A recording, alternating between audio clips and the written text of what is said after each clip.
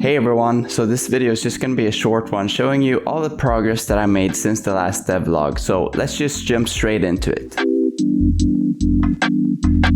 So as you can see, there's now the start of an actual basketball game. There's a tip-off at the beginning as well as sequences for the ball being inbounded when someone scored or when the ball went out of bounds, etc. Everything you see is of course work in progress, and there's gonna be a lot more graphics and effects to these sequences, but for now this is how it looks like. I've also started working on the background with spectators in the audience, and the idea is for the seats to be filled with different amounts of people according to how much the fans like your team during the season mode, which in turn will influence ticket sales that will generate money to be used for various upgrades and boosts. I've also added height and made it so players' weight will depend on their height as well. In order to mitigate the advantages that tall players have, they will be slower than short players, even if they both have the same speed skill.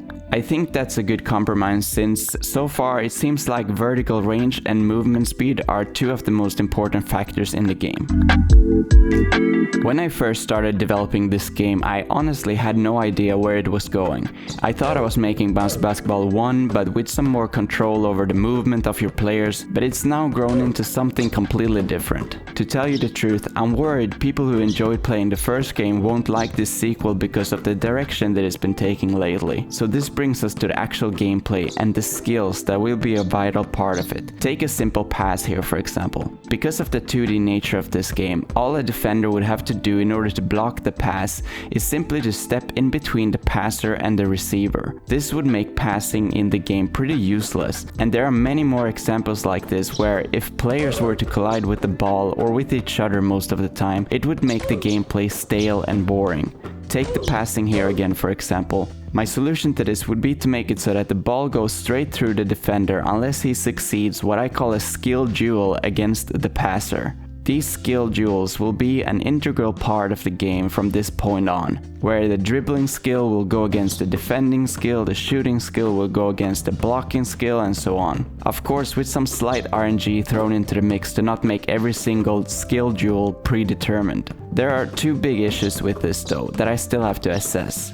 One is the question of how much control a person will actually have playing the game. Beating a team that far outskills your team will be difficult, of course, but I think that there are enough ways to outsmart the AI with the controls that the game has to offer. However, the second issue might be harder to resolve, and that is how do I communicate to the player the risks involved in performing an action. Surely I cannot count on people remembering all the skills of their players as well as their opponents and make calculations in their head whether or not an action is likely to succeed, especially not with real-time fast-paced gameplay like this. So there's gonna have to be some kind of heads-up display or small icons above players' heads that indicate what their strengths are. Either way, I'll figure it out somehow. Of course, let me know what you think. Just don't tell me to make the game 3D or I'll track your IP address and come to your... Anyway, thanks for watching and see you next time.